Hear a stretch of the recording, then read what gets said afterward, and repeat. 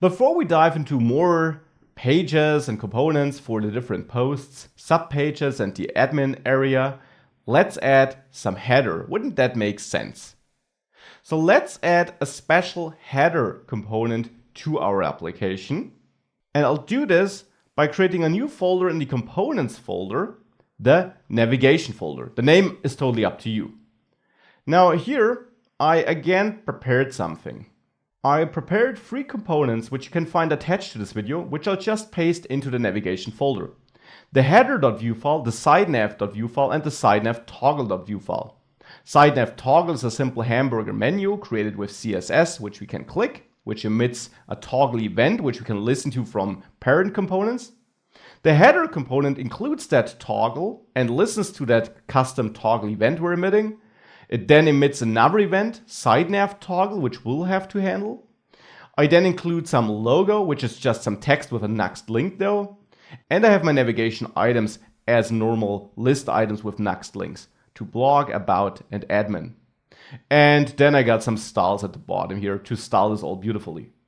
And the sidenav is just for the responsive layouts. This is just a backdrop, and the sidenav itself with a little slide animation.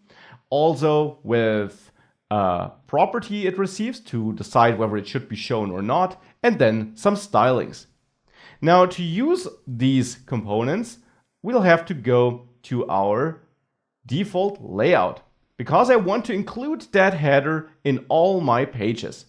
And to do that, I'll first of all add a script section here because this will allow me to import these components. So let's import the header. And by the way, if you're wondering about the naming, this is following the official Vue style guide, where components that you really use only once should have a the at the beginning. So the header from @/components/navigation/the header, the .view is added automatically. And then we don't just have the header, but from the same folder, we have the sidenav. We don't need to import the toggle because I'm using that in the header. Now this is my component import. Now I can add the component's property to the Vue component object here and add the header and the sidenav. With that, we can use these 2 components in our template. So above that next hook here, where the actual page will be rendered, I'll add the header as a self-closing tag and the sidenav as a self-closing tag. Now, both is added, but we need to listen to an event and do something to the sidenav to determine whether it should be shown or not. So to the header, I'll add an event listener where I listen to sidenav toggle simply because that is a custom event that gets emitted in the header. Here, sidenav toggle. Whenever this event occurs, I want to switch some property which I can then pass down to the sidenav. So to manage this property, I'll add the normal data method where I return an object as we should do it in Vue components, where I have display sidenav, which is set to false initially. Now I want to switch this property whenever this event here occurs, so I will set display sidenav to what it's currently not. This will essentially toggle it from true to false and the other way around. To the sidenav, I need to pass my show property, and I bind it to the dynamic display sidenav value. Now, the sidenav component actually also emits an event. Whenever I click the backdrop, the close event is emitted. That's of course important because this ensures that we actually, close the sidenav if it's currently opened. So let's implement this by going to the layout and by listening to @close here, and then switching display sidenav to false if it occurs. With that, if we go back, we see that beautiful header at the top already, and if I shrink this, it switches to the mobile layout.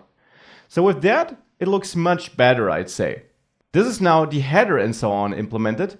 Now I will say that the links in sidenav are still wrong. I did this on purpose so that we can adjust it. So let's navigate to /posts when we click on blog, to /about if we click on about, and to /admin if we click there. And with that, if we go back, Now we can switch pages. However, you will notice that the site nav stays open if you do so. Now to fix this, what we can do is we can simply emit the close event also whenever we click somewhere on this unordered list, so somewhere on our navigation items. Let me quickly add this here.